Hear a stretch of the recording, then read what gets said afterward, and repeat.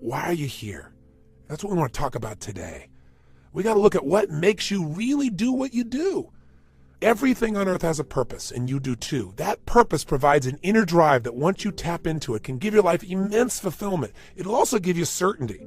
Because right now we're in a world that's changing so rapidly that virtually every time you turn around, you hear about something else that's changing. And I personally get to deal with hundreds of thousands of people per year. I see about 250 to 300,000 people a year in my live programs. And I hear so much excitement, and I also hear so much fear about the pace of change. I mean, we've all talked about changes happening so rapidly now and paradigm shifts. All that stuff has become so overused at this point that we've become numb to it. But it's true. Never in the history of the world have things changed so rapidly. So you need to find something that's eternal inside of yourself, that no matter what changes on the surface, this part of you does not change. It's the part you come back to, the part that guides you, the part that really makes you fulfilled. And that's your purpose. Because all of a sudden, when you find out a friend's got cancer, or you turn around and you see that 35,000 people at IBM got laid off, or an entire industry disappeared overnight because a new one was created, it'll give you a way to find some good in virtually anything. Your purpose is available to you at any moment in your life, but you got to know what it is. Before we get into it, let me back up a little bit here. Okay, I have a good friend who's one of the most successful financial people in the country. He works in all these financial markets. He's an incredibly successful businessman, and I know he's working very hard right now on a goal. And I went to visit him recently, and boy, he's working hard, and he's going to achieve that goal, but when the goal's finally there, then he's going to be happy. And I thought, no. Each moment we've got to be able to find some sense of meaning for our lives, something that is significant, something that is useful. And we all know this is not a new conversation, but as your coach and as your friend in these tapes, I'd like to draw your attention to some things that maybe you already know but haven't thought about for a while. Maybe get you to put some of your focus into the most important area of life, which is enhancing meaning. See, all of us in life have to have a reason to be here. If all you're doing out there is going out and trying to achieve goals, and then you achieve them, then I'm sure you've run into that trip-up wire that says, okay, I've achieved the goal, and now what? Right? You achieve the goal, and your brain says, is this all there is? See, the purpose of a goal, as I've shared with you so many times, is not to achieve the goal. The purpose of the goal is what it makes of us as people, who we become. Ultimately, though, we have to have a sense that who we even have become has some kind of meaning. Without that, there's not a reason to live. There's not a reason to get up. There's not a reason to go out there and make it happen. What's really controlling this man's life is fear. When people say they're cynical or they're pessimistic, what they're really screaming out to you is, I'm scared out of my mind. I'm afraid to dream again. I'm afraid to think about what's possible. I'm afraid to really put myself on the line and say, I'm going to go for something. I'm going to stand for something. I'm going to put myself on the line in a relationship or my business or my vision to make a difference in the world.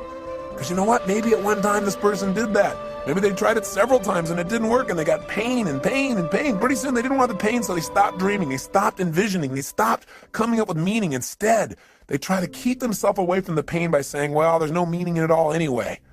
But unfortunately, that gives you the ultimate pain because it gives you a life without meaning. And no one can live a life that's fulfilled without a sense of meaning. See, we've been put here for a reason. The question is why? And the answer, I think, is different for every one of us. It's different for me than it is for you, and yet it's the same. Every one of us has been put here. Every one of us is unique and different and special. And I believe our Creator, if I may use the word God, if I may, God has put you here for a reason. The question is, what is it? God does not create things without a purpose. Everything on earth serves a purpose. Why are you here? What are you here to do? What are you here to become, to create, and to give? These are some of the most significant questions that you can answer in your life. And even when you answer them, I'm sure that as your life expands, you'll come up with better answers as you get more experience and you get closer in touch with your own innermost being and maybe closer in touch with your Creator as well. You say, Tony, where are you going with this? I'm really going to the essence of giving your life what you deserve, which is knowing that there are no mistakes, knowing that every little thing you do has a consequence. It can be a positive consequences if you choose it. The most powerful thing that has consequence in your life, though, is the thing we talk about so often, but I got to say it again, and that is what's really ultimately shaping our lives are our decisions. The first decision is the decision about what to focus on. Where your focus goes is going to determine how you think, how you feel, what you do, ultimately what your life turns out like, what you're able to contribute. The bottom line is we must find an empowering focus out of any situation. The second decision that shapes our life and the meaning of our lives are the decisions that we make about what something means. Meaning is ultimately something we determine. That's the exciting part about it, and that's the scary part about it. And the third decision, of course, is what are you going to do when something happens? See, so much of the fear that we see in life comes from the fact that most of us don't feel like we're in control. We're running around trying to control all the events of our lives. And every single one of us is going to experience multiple situations in our life that no matter how skillful we are, where we cannot control the event, where it's just not something that we can control because we didn't initiate it. Anytime you're dealing with other people, this is going to happen. Anytime you're dealing with Mother Nature, this is going to happen. Most of us in life are so afraid something's going to happen that we can't control, and therefore we're going to get pain, that we try to avoid those things we can't control. We try to shape our lives, where we spend our time, who we spend our time with, what we do, by environments that we feel really comfortable in, where we feel like we're really in control in them. But what that does is it limits the shape and quality of our lives. We've got to be willing to put ourselves out there to discover what we're really capable of when we're put in environments when we don't know what to do, when we don't know what things mean, when we're not sure. It's in those environments that we grow the most. It's in those environments that we discover more of our true purpose as human beings. It's there that our character is shaped. You know, so many times we set goals or we have dreams or we have plans and we work our tail off and it doesn't come out the way we want. And a lot of people come out of those situations disillusioned or angry or resentful or frustrated. They look for someone to blame. But you know, sometimes I really truly believe that not getting your goal is part of the design. It's part of the game plan, causing you to dig inside and discover more of yourself, to really begin to use your real capacity as a human being, those traits that are within you that only expand when they're challenged, when demands are made upon them. You know, I truly believe that God is not so much interested in our convenience as he is in our character. You know, and I also believe that because something hasn't happened right away when you wanted it and designed it didn't work out, doesn't mean it's not going to happen. It's really a test of how committed are you. It's really a test designed to make you become more. God's delays are not God's denials, unless you give up, of course. If you don't do your part, then of course, whatever you've envisioned will never come to be. But we have to be willing to continue to put ourselves forth and know that events will show up that we can't control. So let me ask you a question. You go, okay, I understand all this, Tony, but how do you ever have a sense of certainty in a world that's changing all the time, where you set goals, you do all the right things, and it still doesn't always turn out right? How do you live in a world where suddenly something can happen? It could take away your whole business, or, you know, a storm could come and take away your home, or some calamity could happen to your personal family, or a disease could hit, or someone could die. How do you deal with all that? And the answer is, you have to know the one thing you can control is not events. What you control is what things mean to you. And therein comes the secret to life.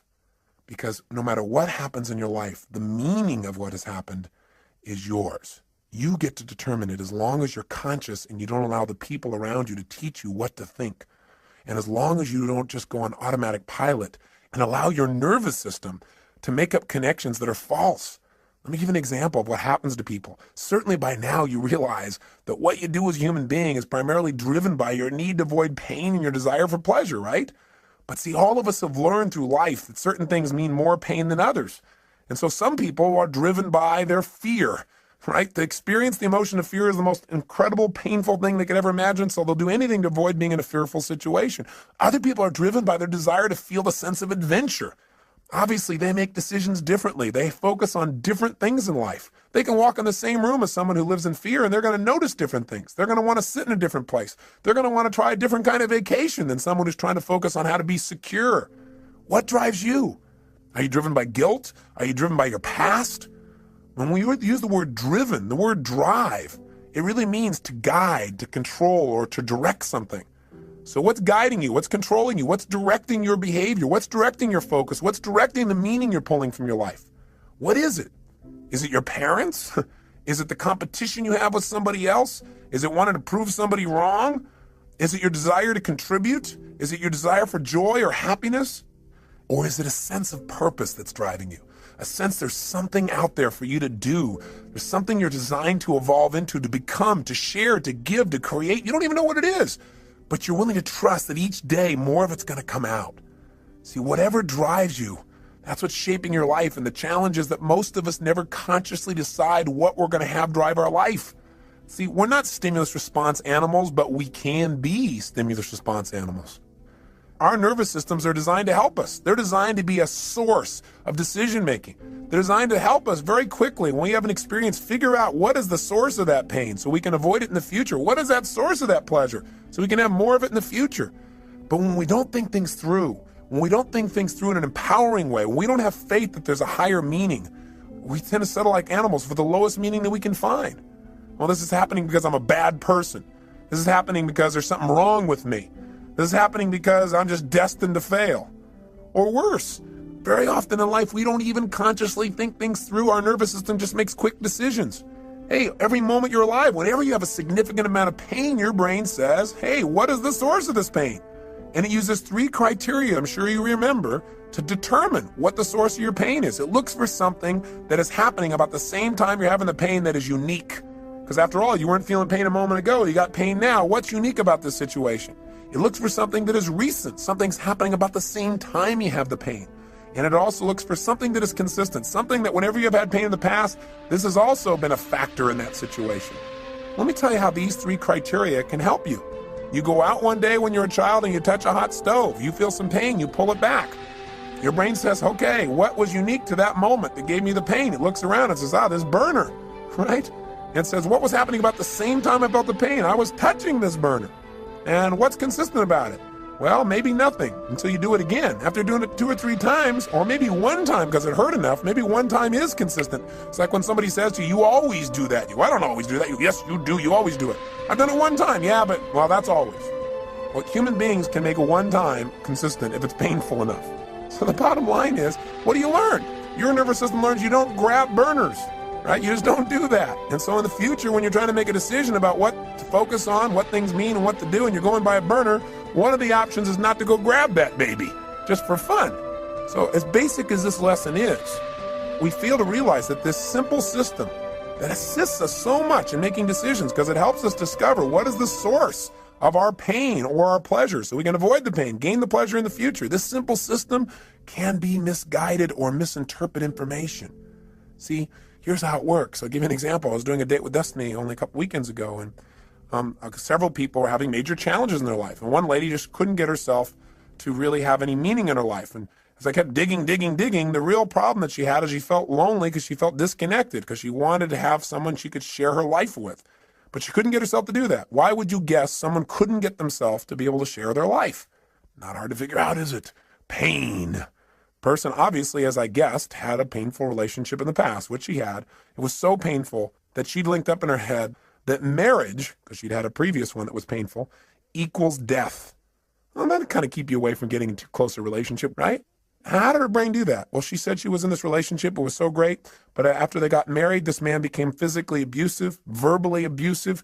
He basically did everything he could to control every aspect of her life. And the worst thing of all, when she finally developed the courage to divorce this man, he threatened not only her life, but he also threatened their own son's life. And when that happened, she got linked up. Marriage equals death to not only me, but potential loss of the life of my child. That's even more than the loss of her own life for her. Well, it's not too hard to figure out that if your brain says, why am I feeling this ultimate pain? And it looks for something unique and says, well, because I'm married.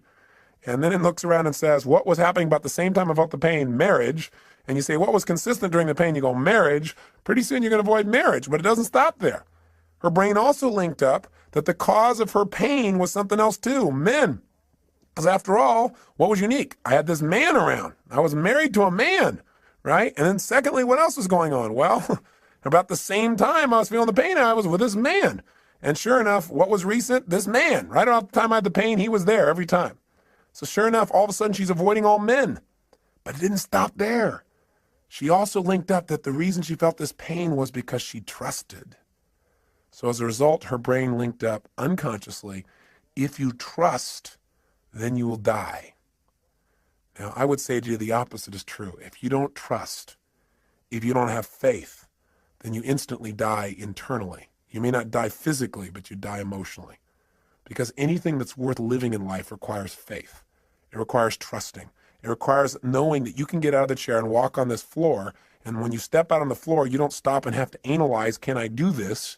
and you don't weigh everything and think about your weight and the structure of the floor and what's underneath it. You just trust. Otherwise, you'd be immobilized. You have to trust to drive a car. You have to have faith to enter a relationship. You have faith to start a business. You have to have faith when all of a sudden somebody at this company says these 35,000 people are gone. You have to have faith that if you're one of those 35,000, that there is a better plan for you and that you will now act on that faith and take action and find that better plan, that better solution for your life. You must have that. When you lose trust, you lose meaning. When you lose meaning, you lose your life. Again, maybe not physically, but certainly emotionally. And when you lose it emotionally, the physical loss of life often is not that far behind. Medical researchers are now proving that the mind-body connection is not some psychobabble, but a physical reality, that the way we think and the way we feel about our lives affects us physically. In fact, Dr. Chopra recently shared with me that there is a new study that was done in the state of Massachusetts where they began to study what causes someone to die of their first heart attack before the age of 50, where they never get another chance. In other words, what was the number one risk factor they wanted to know? And they assumed that what would cause someone to die from just their very first heart attack, never get another chance, would be a person just had so much cholesterol in their body wasn't able to recover. And they found out that was not the number one risk factor. Then they thought, well, maybe they had diabetes. Maybe it was more of a genetic factor. They once again disproved that theory. What the Department of Health, Education, and Welfare for the state of Massachusetts states in their article clearly is the most important risk factor to determine that you will die of your first heart attack and not get a second chance is what they call job dissatisfaction. You got to have a deeper meaning for your life than, oh, I'm on that grindstone again, or I'm on that treadmill. No wonder most people in life turn to alcohol or drugs or television. And even then they can't find something to entertain themselves. Even then they don't sense any fulfillment because distraction does not create a life of significance. Distraction does not create joy. Distraction will not give you what you're seeking.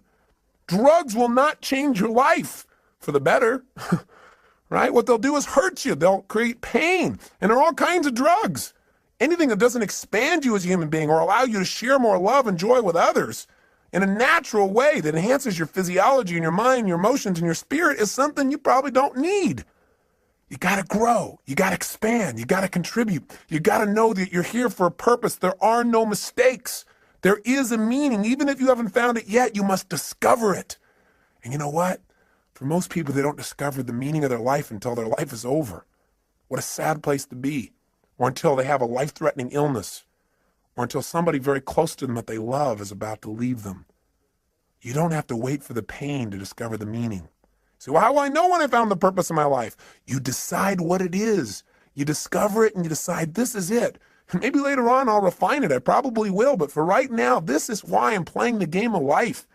This is what it's about. Every day, if I'm just being this way, if I'm just doing these kinds of simple things with other people, with myself, then I know I'm on track. I know there's a reason for my existence. We all have that. And I know you know the story of Viktor Frankl, right? The man who wrote Man's Search for Meaning. Here's a man who's in a Nazi concentration camp with pain everywhere around him, knowing at any moment he could be gassed or maybe spared. And if he was spared, he'd have the unique privilege of going out and taking the dead bodies out of those gas chambers, putting them in the big ovens. Talk about intense. And yet somehow in the midst of that pain, he found a deeper meaning. The meaning was that even though he was in pain in the moment, that somehow, someday he would survive this and he would come to share the story so that this would never happen to other people in the future. He couldn't find a meaning in the moment. He found a meaning in the future. And for most of us, the meaning that we want for our lives is here today, and it's preparing us for an even greater meaning in the future if we'll just use all of our life's experience, the pain and the pleasure, to become more, to prepare ourselves for whatever it is that our Creator has brought us here for, to prepare ourselves so that at the moment of truth when we are needed, we will deliver. And my real belief is we're going to be delivering all along the way.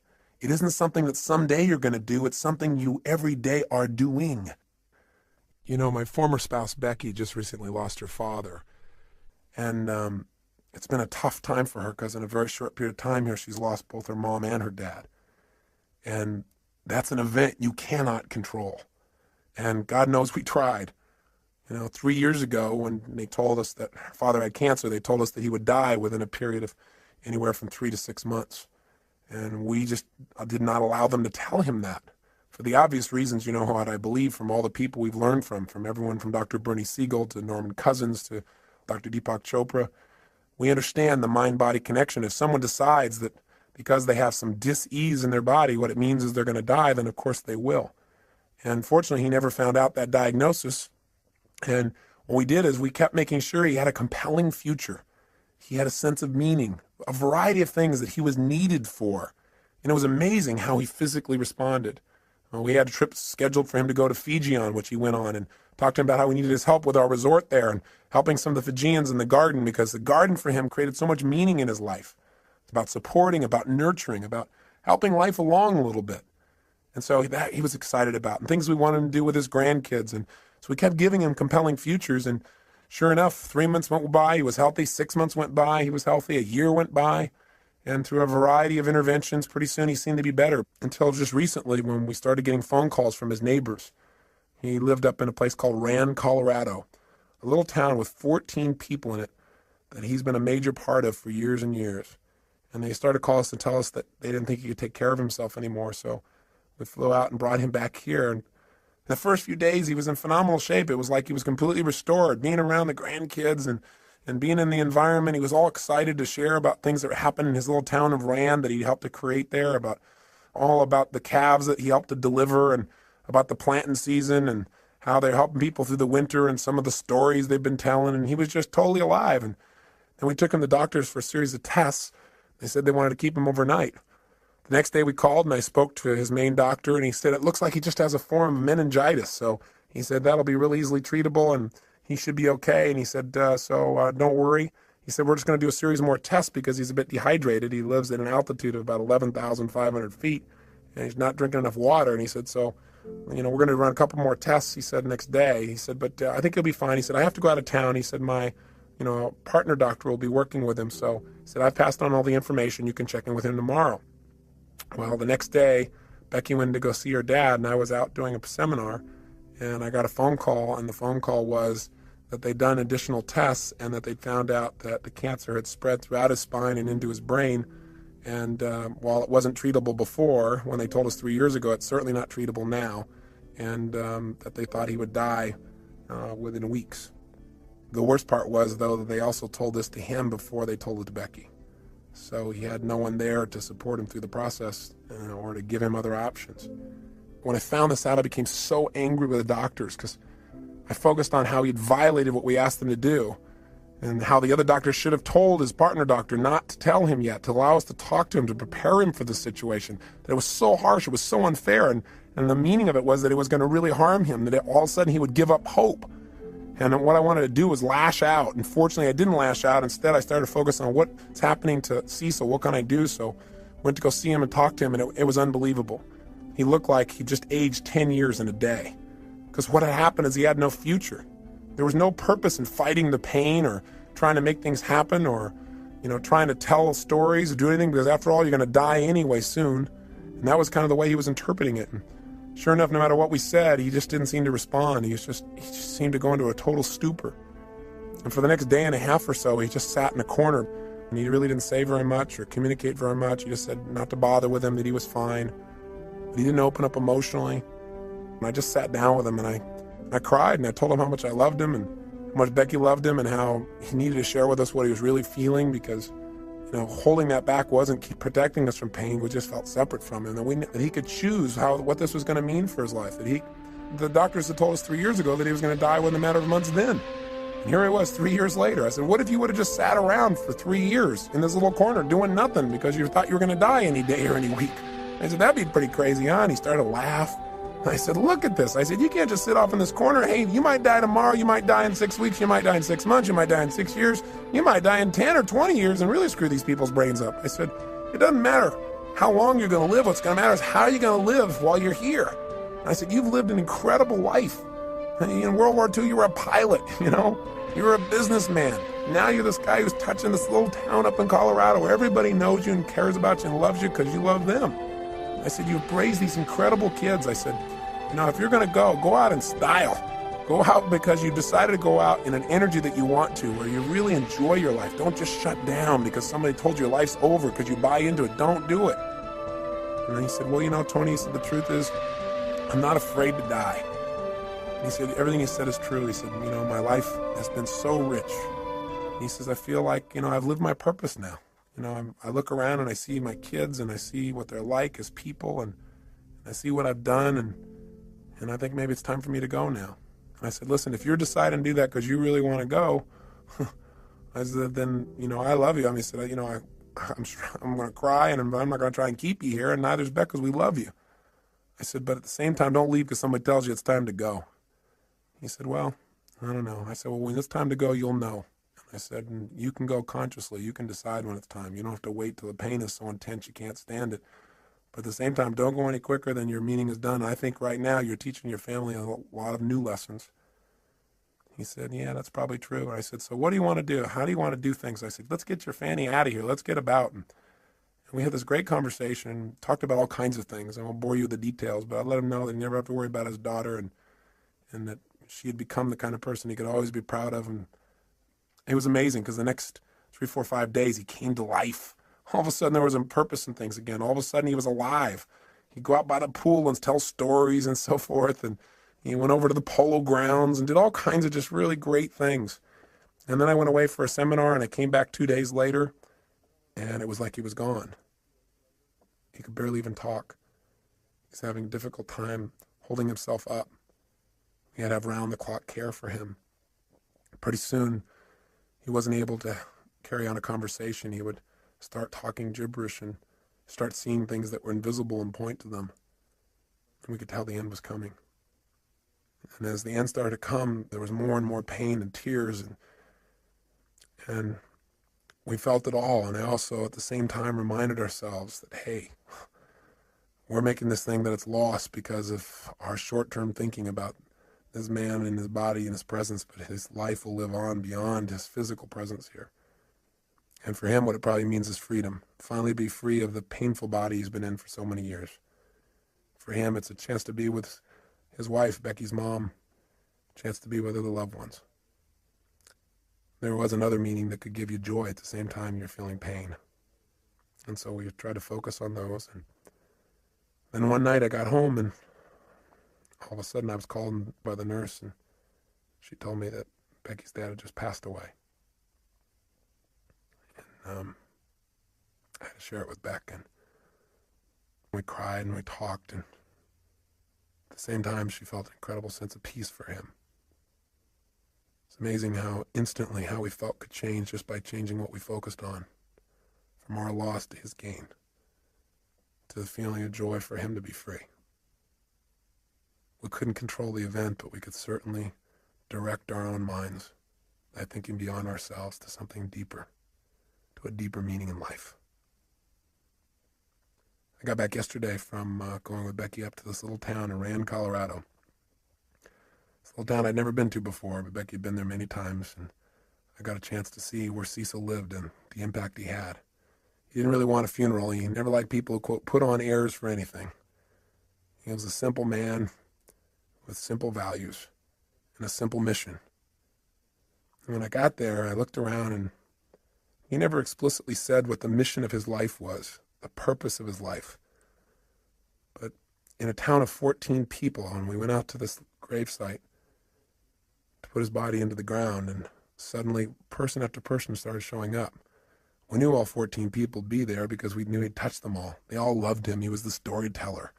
He was the man who took an old car years ago and painted it black and white and put a star on the side and put a dome in the inside with glasses and made it look like a police car so that when people came running through this little town, which consists of about 7 or 8 buildings, that they might slow down. His house was called the Rand Yacht Club because he invited everybody up for coffee every single morning, at least 300 days a year. Figured out how he could tell them a story and cheer them up. He used to run a little restaurant there called the Liar's Lair. The reason was because he had people, he'd tell people stories, and he'd tell the wildest tales and get people to believe them. Sure enough, after about 10 or 15 years, they began to realize that some of these things were stories. And they all laughed as they told me stories about this incredible man who touched their lives. But when we got to the gravesite, not only did 14 people show up, but in this little town that's 4 hours outside of Denver, people came from all over. People came from Wyoming. People came from Denver. Pretty soon there were 100 people at a gravesite where there's not supposed to be a service to honor a man who touched their lives.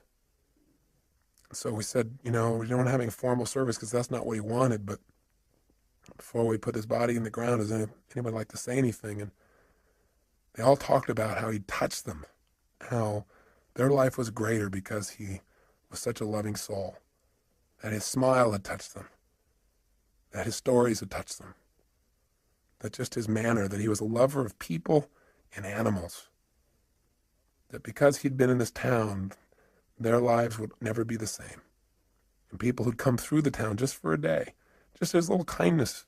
He was a man who said, if you can't say something nice about somebody, don't say anything at all. He never said a negative word about anybody. In fact, one man, probably the most telling tale of this man's life, he said, Cecil's the kind of guy, he said, I sat down one day with him and said, what are you doing about all those rodents that keep stealing all our animals? Are you poisoning them? Or are you shooting them? Are you trapping them? Are you killing them? What are you doing? He said, because they're taking all my stuff. And Cecil said, no, he said, I just plant twice as much. I thought, what a life. What a man. See, his life was his mission. His mission was real simple. Love people, love animals, love beings. Make the world a little bit better by just being nice. He lived a life of significance, one that had meaning. He didn't go out and change everything on earth. He didn't make $1 billion. He doesn't have people writing him up everywhere, but he changed people's lives. And he died in his sleep, out of pain, the day he decided to go. And he created in his family a greater sense of courage to look at life in a new way, and a greater sense of dedication to give even more. He added to our drive. He added to our commitment to be givers in life, as he was to any soul who had the privilege of coming across his path.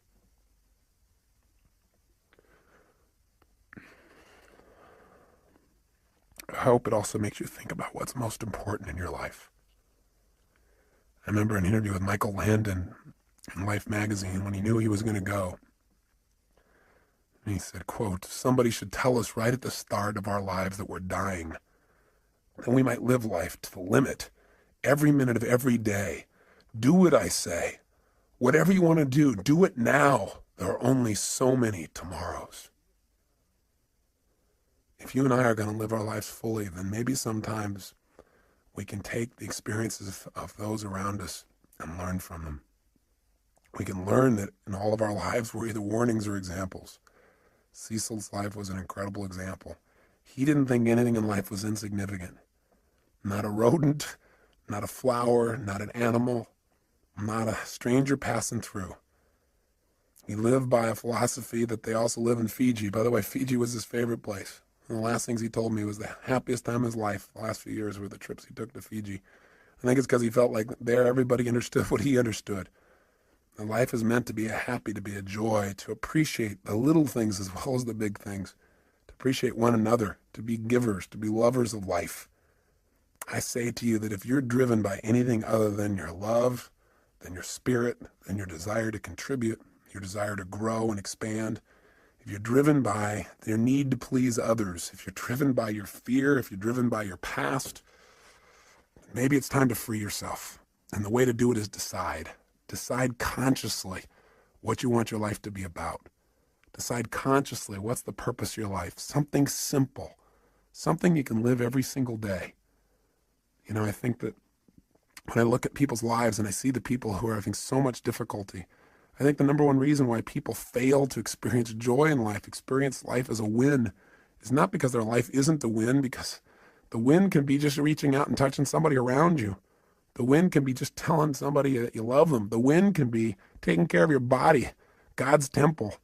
The win can be stopping and feeling grateful. The win can be anywhere. You don't have to land on the moon to have the win, and you can enjoy landing on the moon too. But how much better to enjoy the process? Because we're going to spend most of our life in process towards the achievement of goals.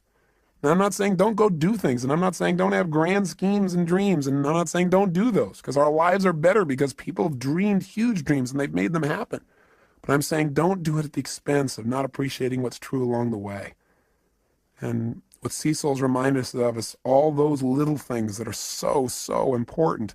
And we've always believed they're important. I feel like we've always lived that they're important, but I just want to redouble the effort. It's part of my commitment to him. And so in his honor, I challenge you to do the same. I challenge you to hold yourself to a higher standard. I challenge you to realize that you're here for a purpose. There's something for you to do and be here for yourself and for others. You can't just do for others and not do for yourself, or you won't be here. So this is really designed to get you to ask yourself, are you being efficient? Or are you being effective in your life? There's a big difference. If you're being efficient, then what you're doing is you're doing things right. But if you're being effective, you're doing the right things. Are you doing the things that are going to give you the most joy in your life? Why are you doing what you're doing? And where is it taking you?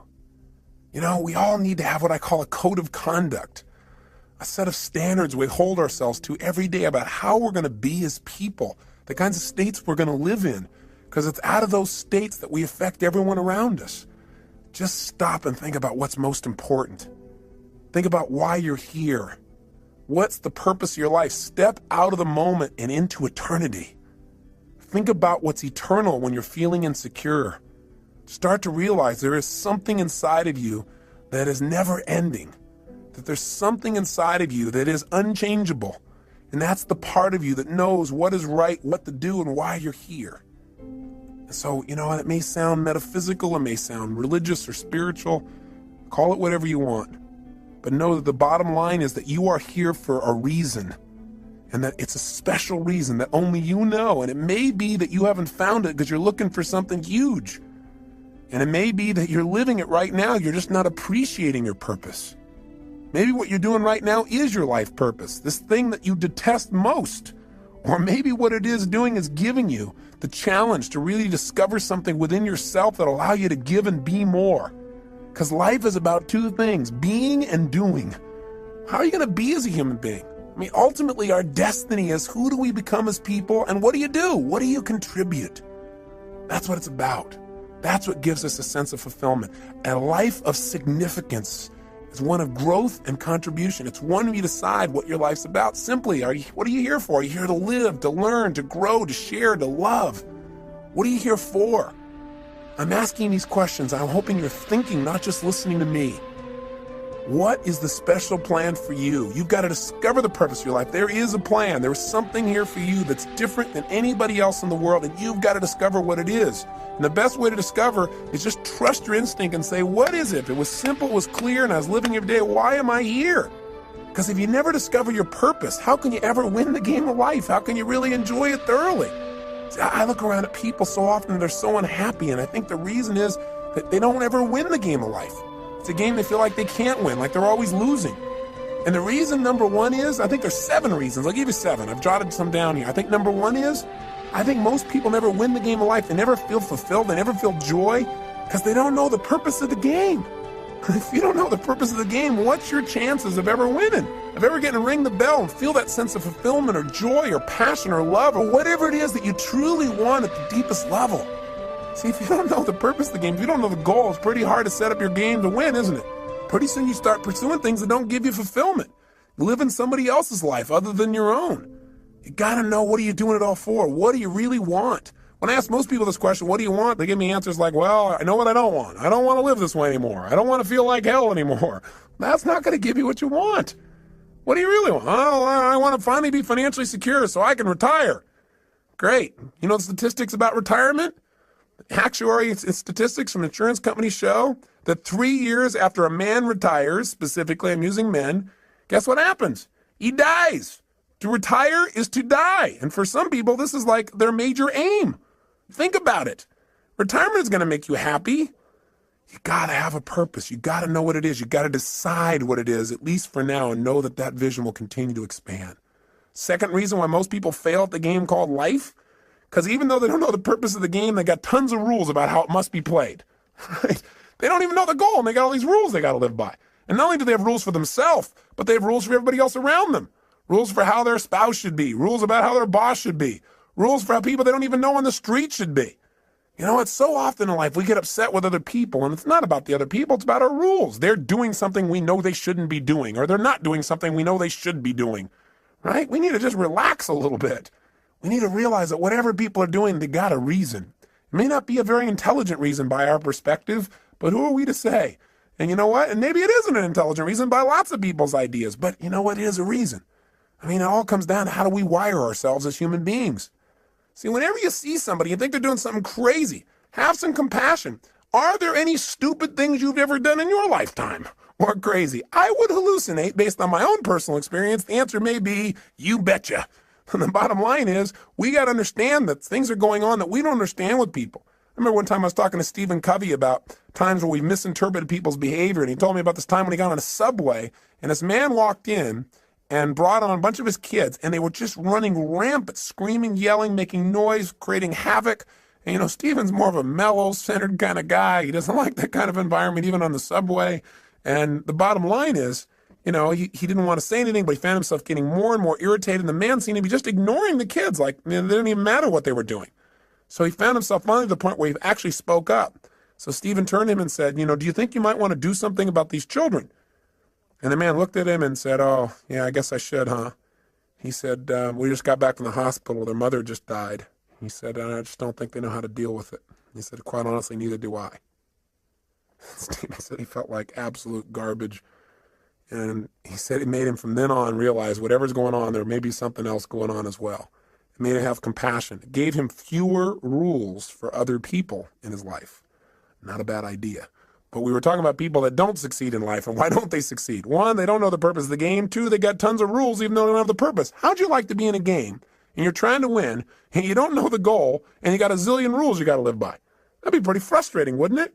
Well, add step 3 to it. Here's the third reason people fail to win the game of life, and that is because their rules are in conflict. We've got all these different special rules where we contradict ourselves, where in one situation you're supposed to be one way, in another situation you're supposed to be totally different in order to be effective. See, if you've got a bunch of rules in conflict, which most of us do, you're going to have pain. You're going to have frustrations in your life. Here's the fourth reason why most people don't win the game of life. Because even when the person plays by the rules, they don't always win. In other words, you do everything right, you don't always get rewarded. You give your all. You put your heart and soul on the line. You do everything right, and still sometimes it rains on your parade. Sometimes, you know, a storm comes down and beats the death out of your crop. All of a sudden, you're in the Midwest, and the flood comes and destroys all you've worked on.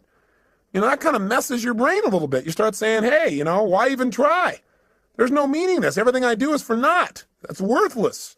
Not realizing there's a deeper meaning. There's a meaning beyond the moment.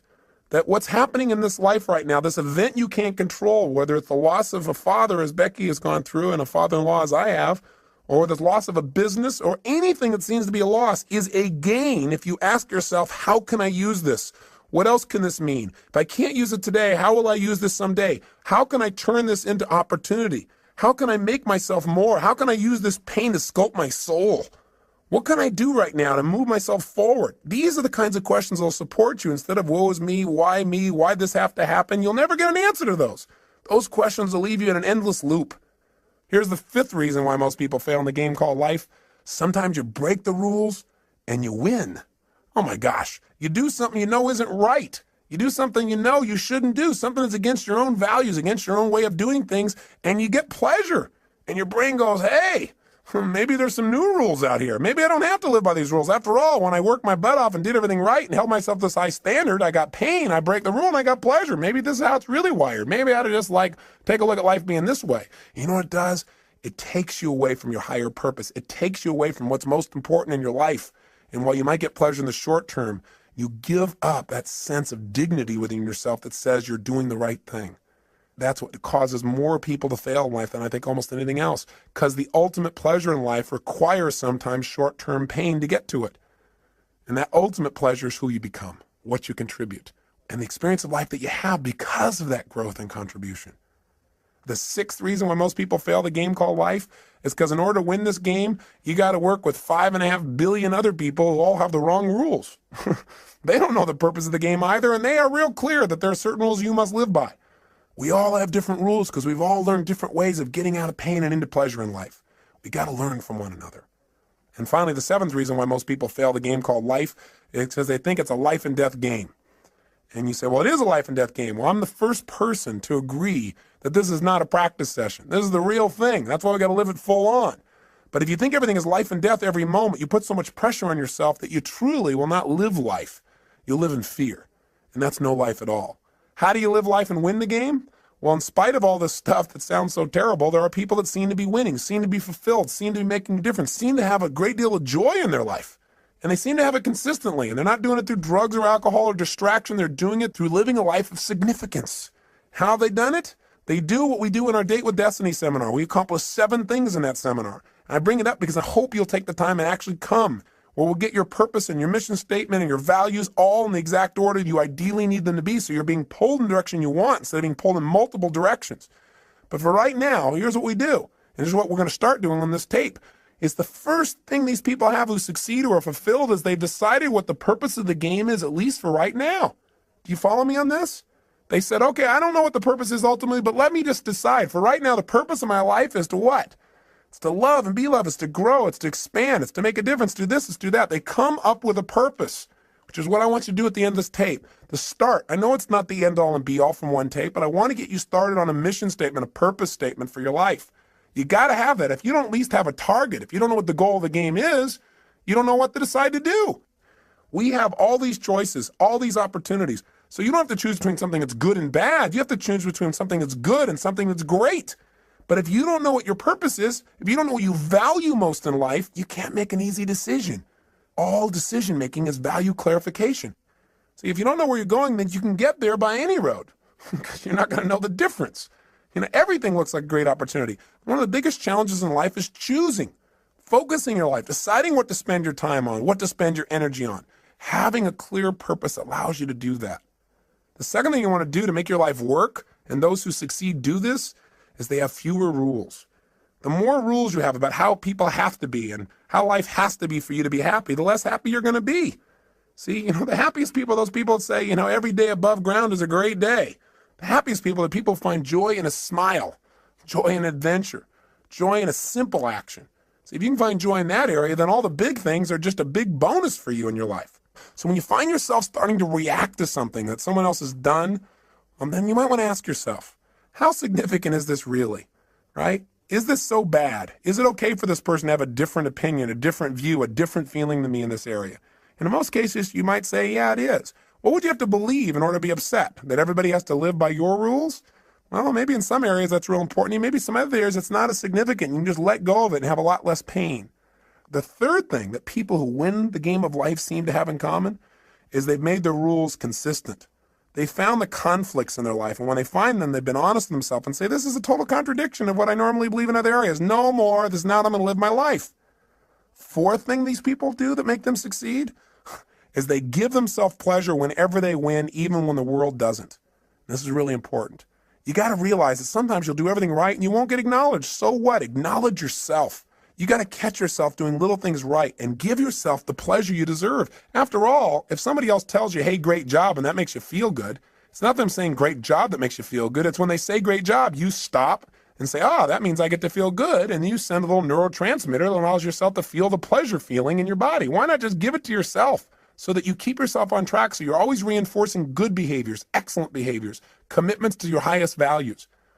Fifth thing these people have in common is when they screw up, when they don't do things right, when they violate their own values, when they violate their own sense of purpose in life, they give themselves a short burst of pain. They say, hey, this is not who I am. I stand for more. They don't wait for the world to have to give them pain. That's why they're on track. The sixth thing that these people that win have in common is that they know that everybody in life has different rules. And so when they get in a relationship with people, they know they've got to have other people in their life to help succeed in a particular area. They try to find out their rules. Because if you know what's most important to people, if you know what their rules for life are, what their musts are in life, it's a lot easier. And lastly, people who succeed in life, they've learned that life has a purpose, but they also at the same time don't take life too seriously. They don't take themselves too seriously. What's that old funny metaphor? Why do angels fly? Because they take themselves lightly, right? The bottom line is we've got to look at life in a different way. Now, with all this conversation we've had here about purpose, what are you and I going to do right now so that you have a greater sense of meaning? Well, one is I don't need you to just go out and create this grandiose purpose and write pages and pages and pages. I think that the simplest things can be the most powerful things. And so if you can now, close your eyes and think about what you want to be when you were going to grow up. Go back to a time when you're 5, 6, 7, 8, 9, 10 years old. What'd you want to be back then? What'd you want to do? Who were your role models? And why did you want to be that? Think about it just for a second in your head as I'm saying this. You might want to write a few of these things down. In fact, pretty soon you're definitely going to want to write things down. So it might be good to stop the tape right here and just think about what your purpose is. And pull out a piece of paper and a pen or a little computer and let's work together on this for a second. What were some of the things you wanted to be when you were growing up? When you were a little kid? I remember one of the first things I wanted to be was an archaeologist. Now, whatever you wanted to be, here's the question I want to ask you. Why did you want to be that? In other words, what was the feeling you were hoping to get from that? What were the sensations? What were you wanting to be and do? What were you wanting to get from that? And when I think back on, I think about what I really want to be as an archaeologist is I wanted to discover things. I mean, that was the biggest thing. I wanted to discover things that had not been discovered before, something new, something unique, something different. And I wanted to share that with people. I wanted to be a person who went out and discovered and then shared that discovery with others. And you know what's interesting? I'm doing that today. I'm just not sticking my head in the sand and doing it. I'm doing it by sticking my head in other people's brains and finding out what makes them tick and find out what makes me tick and then sharing some of that. But that feeling, that same feeling that I wanted then, I found a way to do it today in a new way. And so I challenge you to think about what was it you really wanted from that. Then think of something else you wanted to be when you're growing up. I wanted to also be a police artist later on. Remember that? You know, those guys that draw those pictures, you know, and show people and catch the bad guys. And why did I want to do that? What did I want to get from that? Oh gosh, thought about it. I said, well, I wanted to create. I wanted to be creative, and I wanted to help people. I wanted to help people do the right things. I wanted to get people out of their pain. I wanted to catch the bad guys, but most importantly, I wanted to create and help people. And guess what? I found a way to do that today, different than I originally thought, but the same purpose is there. Now, maybe it's not the same purpose for you for all the things you want to do. Maybe they have a common thread, or maybe they're different threads that are important. What else did you want to be when you're growing up, and why did you want it? What feelings did you hope it would give you? What did you hope would come from it? Think for a second. I'll give you another one of mine while you're thinking, try and trigger you. What else I wanted to do? Well, I wanted to definitely be a rock star. I wanted to be able to entertain people, to change their emotional states, to use my voice and my face and my body to give people more passion in their lives. And now I've found another way to do that. Plus, I get to work with some of these people. The other day, I got a chance to go to the Aerosmith concert. I kind of grew up listening to those guys. And I found out that Steven Tyler and some of these guys are fans of mine as well. Went backstage and I met Tim Collins, who's their manager, and he told me a phenomenal story. He said that years ago in the early 80s, when Aerosmith was in really bad shape, the guys were hooked on heroin and they were losing everything financially and the group had broken up, that he decided he was going to turn it around. And he read 2 books, Think and Grow Rich, and a little book called Unlimited Power. And he said that what he learned there gave him the inspiration and some of the tools and strategies to get himself off heroin and coke. And then he did a group intervention and helped the other guys do the same. And these guys are now on a mission. They're totally clean. And they're Evian water drinking guys that are out there sharing their rock and roll and their message, and they're doing it healthfully. I got a chance to meet Steven Tyler, who's just an incredible guy. I mean, these guys have been touring for 23 years, giving their all passionately every day. I feel like they're brothers. And it was really interesting because he said, I watch you on TV all the time. I feel like we're walking the same path, And he said, I listen to your tapes. And he said, we really have the same mission. He said, do you think you'd get together with us and do a gig for us? I said, what do you mean? He said, well, the guys on the weekend. Could you maybe do your gig for us so we could all participate on the weekend?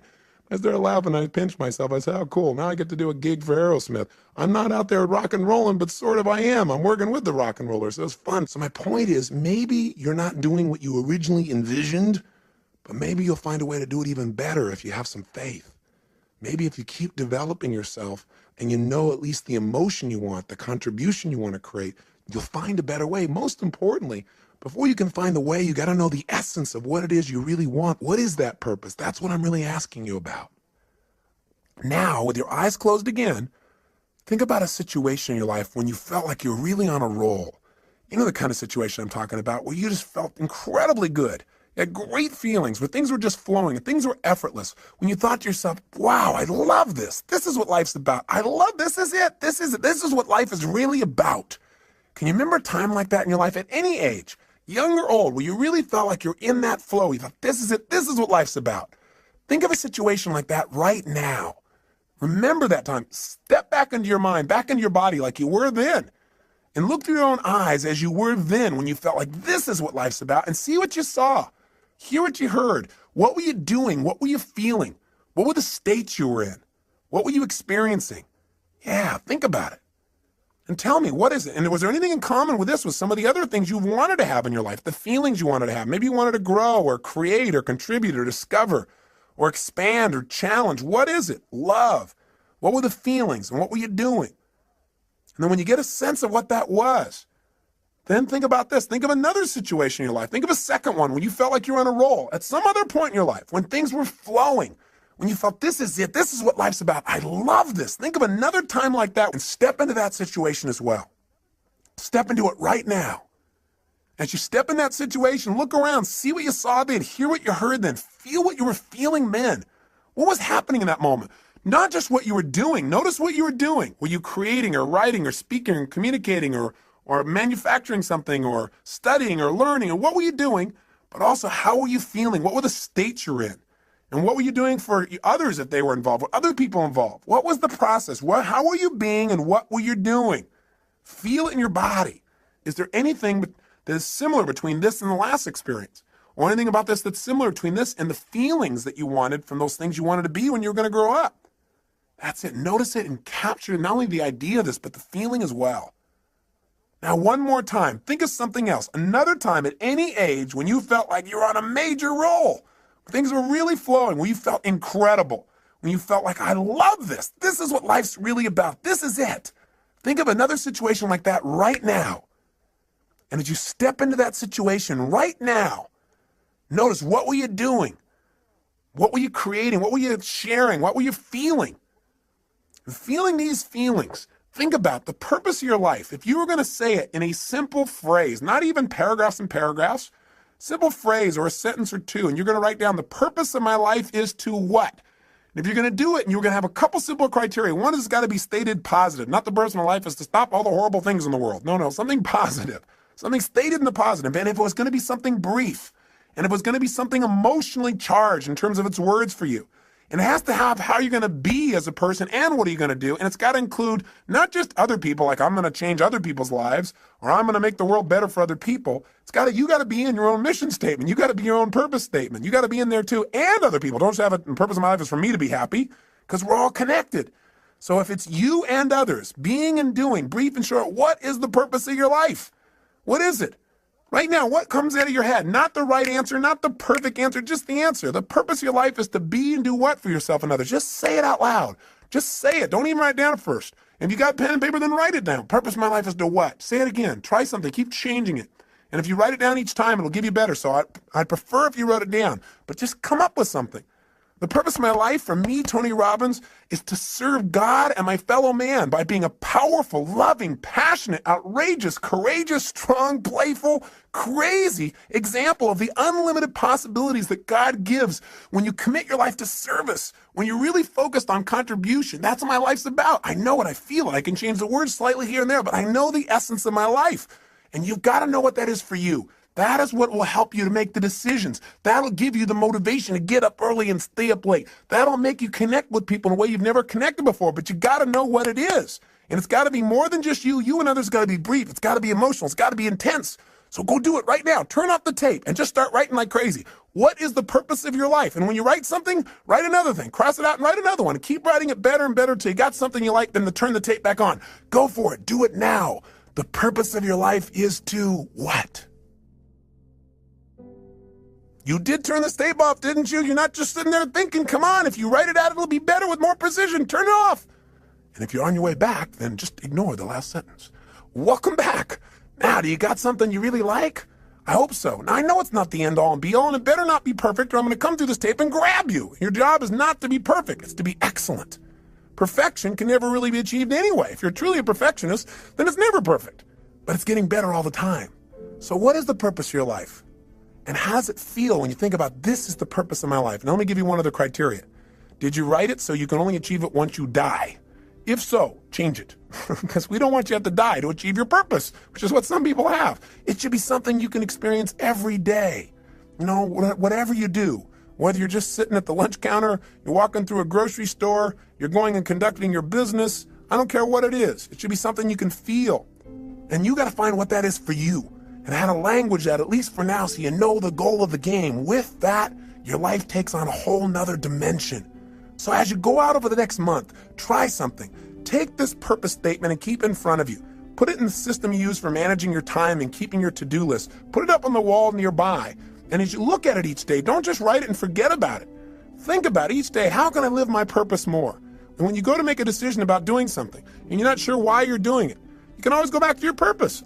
You can do it going into a meeting. You don't know why you're going to the meeting? I'm going to the meeting. I'm going to be powerful, loving, passionate, outrageous, playful. I'm going to inspire people to see what's possible if we really serve all the people around us. That's not hard to figure out. You have a guiding principle. No matter what happens, principles don't change. The essence of who you are will not change. The environment may change, the vehicles may change, but what's inside of you won't. And let me say one final thing to you before I send you off and have you take some more time to work on your mission statement. One is, if you want to send me your mission statement to Robbins Research, I'd love to receive it. I'd love to see how you've languaged the purpose of your life. So if you feel like doing that, please do and address it to me personally. The other thing is this. I want you to realize that very often, not getting your dream gives you your destiny. What I mean by that is this. So often, as I said when we started this tape, people set up a goal or a dream, and they don't get it, and then they feel so disappointed and so frustrated, sometimes resentful towards others or to their creator or towards themselves for not accomplishing or achieving it. But the truth of the matter is, whenever something happens, you must find an empowering meaning. You must ask yourself, how can I use this? If this was to serve a higher purpose in my life, how would I use it to serve a higher purpose? If this was going to make me into somebody more, how would I use it to make me more? And very often in life, if you really look back on your life, the worst situations in your life have been the best. If you were willing to trust that it happened for a reason, that somehow, even though this is painful and you'd never want it to happen again, somehow this is going to serve you. Maybe you were hurt by someone or some situation, but because of that, your kids will never be hurt the same way you did when you were a child. Or maybe you went through some tough time, but because of that, you'd be able to help somebody else so they won't have to go through the same pain you did. Maybe the pain made you make a new decision and send you in a brand new direction that brought you to this destiny. I really, truly believe in my heart of hearts that if we're willing to trust and have faith and look for answers and actively pursue them, that every human experience supports us, even those that are painful. And I believe we can probably do them without the pain, but if the pain does strike or if something happens outside your control, which it will, then instead of living in fear that that'll happen someday, you want to live from the sense of certainty that says, no matter what happens, I will benefit from it because I will look for benefits and therefore I will find them. It's that simple. And I'll give you a good metaphor. There's a great movie, I'm sure you recall, it was called Field of Dreams. In it, they said, if you build it, they will come. In the movie, Kevin Costner seeks out an old man by the name of Doc Graham. He's played by Burt Lancaster. And when he first meets this man, he's going to see him to tell him about a field of dreams that Kevin has developed, a place where these old men could come back and play again, to be young again, to live their dream. And when he meets Doc Graham, he starts to talk to him and he says, I understand that you only were able to play one inning in your life. Because Doc Graham said, well, yeah, my whole life's dream was always to play baseball, to be a professional. He said, every single day I gave my all. I lived this passion. He said, I took ground balls and batting practice and I pushed myself. And he said, finally, I made it. I made it to the big leagues. And the whole season went by without my being able to play. And finally, at the end of the season, in the 8th inning, the coach looked over at me and said, kid, I want you in right field. He said, I was so happy. I couldn't believe it. I ran out onto the field. And he said, I stood out there in right field waiting for somebody to hit it to me, waiting for my chance. And nothing happened. Then when we came back in, he said, my turn to bat never came. And the next year, they, without giving me another chance or even giving me a chance, they sent me back to the minor leagues. And he said, I just couldn't take it. I couldn't take going through that again, so I quit. And Kevin Costner said, oh my God, that's unbelievable. What incredible pain, what devastation. That must have destroyed you. I mean, for any man to be that close to his dream and have your dream pass you by as if it doesn't even know it's you. He said that must have been the most destructive, painful thing. That's a total disaster. And Moonlight Graham said, no, son. He said, playing baseball for only 5 minutes was not a disaster. Playing baseball for only 5 minutes was not devastating. What would have been a disaster, what would have been devastating, is if I'd only been a doctor for 5 minutes. You see, if I would have hit that baseball, that might have been the bigger disaster, because then I never would have come to this little town. I never would have saved this man's life or delivered that little girl or got to know the people that now are my best friends in the world. He said that would have been a disaster. In other words, sometimes not getting your dream gives you what you really want, what you really need, what you're really destined for. And if that part of the movie didn't give it to you, they followed up with another scene. Finally, there's a chance, Kevin Costner makes arrangements and he said, listen, there's this field of dreams. You can come on it. You can be young again. You can live your dreams still. And he brings Moonlight Graham to the field with all the other players. And when he steps out on the field, he's young again. And he's wearing his uniform and he can feel the warm sunshine on his body again and these youthful muscles and the smell of the fresh cut grass and the baseball in his hand. And finally, they're beginning to play. And just as Moonlight Graham is finally stepping into the batter's box, finally he's going to get a chance to get that hit in life, in professional baseball, his dream.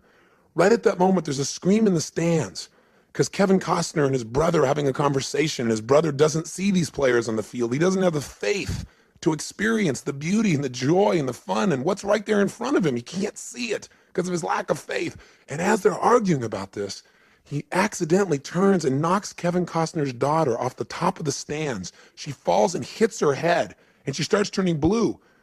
And so all of a sudden they start yelling, oh my God, what are we going to do? We got to save her. She's dying. And all of a sudden Costner says, we need a doctor. And just as he hears those words, Moonlight Graham is about to swing the bat, and he says, I'm a doctor. He starts running full blast to help this child, but all of a sudden he stops. And he looks down, and there in front of him is the foul line that divides the field of dreams from the other world. And he knows if he crosses it, he can never go back. He can never live his dream. He doesn't hesitate anymore. He immediately steps across, and he saves the child's life. He loses his dream, but he lives his destiny. The moral is very simple.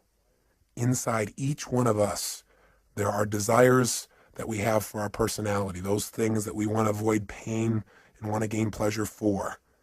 But there are also moral needs. There are those needs inside of us to go beyond ourselves to something greater, to something more, to give of ourselves in a way that maybe we've never given before, maybe a way that won't even be acknowledged, but will give us the greatest sense of fulfillment we've ever dreamed of in our lives. I say to you that if what you've tried so far hasn't worked, all it is preparing you for more. But don't wait for the ultimate day when you save a life. Start saving a life today by enjoying the one you have. Start saving a life today by touching the people around you. Do what Cecil did. Be a person that loves people, animals, beings. Be a person that when things don't go you well, plant twice as much. Be a person who gives more than anybody else gives, and you'll be living your purpose, no matter how you language it. Hold yourself to a higher standard, and someday you'll see something more dramatic, but along the way, you'll enjoy the joy of knowing that you're living your life's purpose today. And isn't that what life's really about? Not waiting till someday, living it today. Hey, I want to thank you for spending this time with me. I am so grateful to God to have the opportunity to connect with you as if we've been friends for years, and we've not even met. But I hope in this time together that you've found some strategies, some tools, and maybe found a piece of yourself, reminded yourself of the truth of how unique and special you are. Not in an egotistical way, but everyone is. Everyone is unique and special in some way, and to think less of yourself is to slap the face of your Creator. You've been given gifts, and it's time to make them real. And Getting the Edge has been about sharing with you some of those tools, and the most important ones are taking that time for yourself. Please do that for yourself consistently. If you did nothing else out of this but that, I promise you, you'll see your future unfold, and you'll hear the whispers of destiny. You'll hear the guidance that's within you. But you got to take time to be alone and do that. If you do it every day, you'll see a change. If you go through that results workshop and just change anything you're not willing to settle for anymore, and be honest with yourself. If you take and make those relationships magnificent and not settle in this area either, my God, everything in life changes when you've got someone to share it with that you love. Everyone you've ever been in a relationship with is a bonus to you. It's one of God's great gifts. But if you can find that soulmate, you got everything. And I have to say that for me, finding my soulmate, finding my wife Sage, was the richest day of my life, and every day is richer because of it. I hope for you, my prayer for you, is you find someone like that you have that kind of love for, and they have that kind of love for you. Or if they're there, that you treasure them, and you find a way to make that juicier every single day. If you do that, and on top of it, you energize and alkalize and get that vitality in your body, you master your finances, turn your emotions into your friend, and you find your purpose. And the life you create will be so much greater than your dreams. Your old dreams will seem like cartoons by comparison to the life you're living. And if you're able to make those kinds of changes, you'll be able to stand proud knowing you're the one that did it. But I'll also have a special pride of knowing that maybe I helped in some little way to guide you deeper into connecting with yourself. Because the ultimate edge is connection with yourself, with your creator, with your friends, with your family, with life itself. And if you do that, then these 7 sessions were certainly well worth both our time. So I wish you well, my friend, and for now I say so long. But I hope I'll see you sometime soon and share with me the story of your success. Please email me, write me, or come see me this summer. I'd love to meet you personally. But until then, make sure that every day is lived to the fullest. Don't settle for less than you can be. Be one of the few who do versus the many who talk. And be sure to live with passion. God bless. I hope to see you.